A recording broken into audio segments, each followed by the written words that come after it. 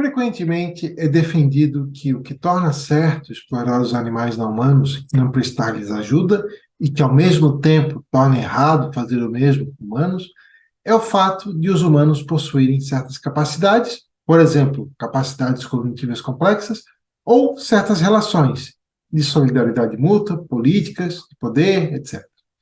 Uma resposta a esse argumento aponta que é simplesmente falso que todos os humanos possuem essas capacidades ou relações. Por exemplo, as crianças até certa idade e as vítimas de certas doenças ou acidentes que afetam as capacidades mentais não as possuem. Entretanto, isso não parece justificar tratá-los pior. Muito pelo contrário, a falta dessas capacidades e relações é vista como uma razão para dar-lhes um cuidado ainda maior, já que torna-os mais vulneráveis. Assim, a falta dessas capacidades e relações nos animais não humanos não poderia justificar tratá-los pior. Pelo contrário, é uma razão para lhes darmos uma proteção ainda maior. Entretanto, alguns autores acham que essa resposta não funciona. Em defesa do antropocentrismo, defendem o que é conhecido como apelo ao grupo.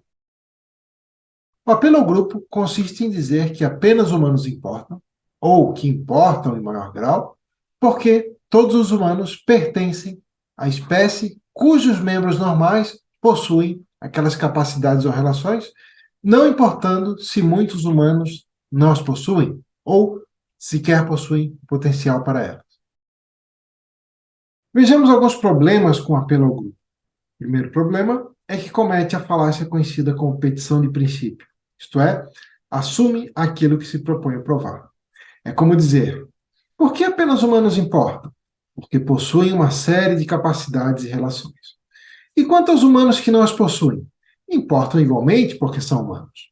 Isto é, o argumento visa explicar por que o critério da espécie é relevante para questões de consideração moral, mas já assume de antemão que pertencer à mesma espécie dos indivíduos que possuem aquelas capacidades ou relações é o que importa para questões de consideração moral. Por exemplo, poderia ser dito igualmente que o que importa é pertencer ao mesmo reino biológico, e não à espécie dos indivíduos que possuem aquelas capacidades ou relações. O segundo problema é que o argumento não explica por que a posse daquelas capacidades ou relações seria relevante para saber se alguém deve receber consideração moral ou para o grau de consideração que deveria receber. Isso é algo também simplesmente assumido de antemão. O terceiro problema é que existem razões para pensarmos que possuir ou não essas capacidades ou relações é irrelevante para questões de consideração moral. O que está em jogo, em questões de consideração moral, é a possibilidade de nossas decisões prejudicarem ou beneficiarem os afetados por elas.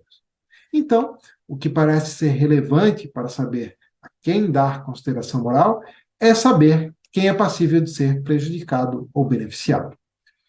A posse daquelas capacidades ou relações não determina quem é passível de ser prejudicado e beneficiado. O que determina isso é a senciência, isto é, ser capaz de ter experiências positivas e negativas.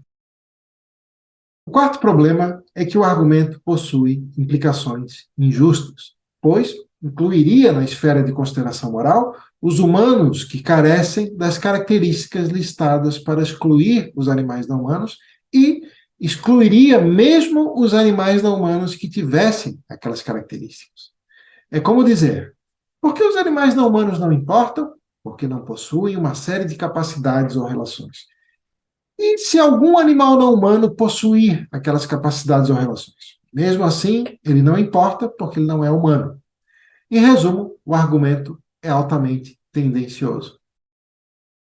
Por vezes, é dito que, para um indivíduo importar, precisa ou pertencer à espécie humana ou possuir determinadas capacidades ou relações.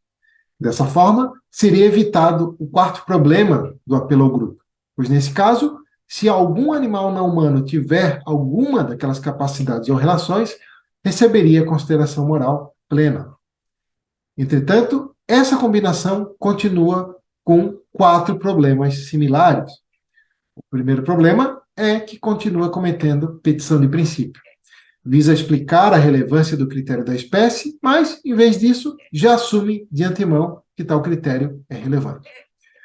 O segundo problema é que ainda não explica por que a posse daquelas capacidades ou relações seria relevante para questões de consideração moral. O terceiro problema é que existem boas razões para pensarmos que a posse daquelas capacidades ou relações não é relevante nem para saber a quem devemos dar consideração moral e nem o grau de consideração que deveríamos dar, uma vez que tais capacidades ou relações não determinam nem quem é passível de ser prejudicado ou beneficiado, e nem o grau de prejuízo ou benefício que estaria sujeito.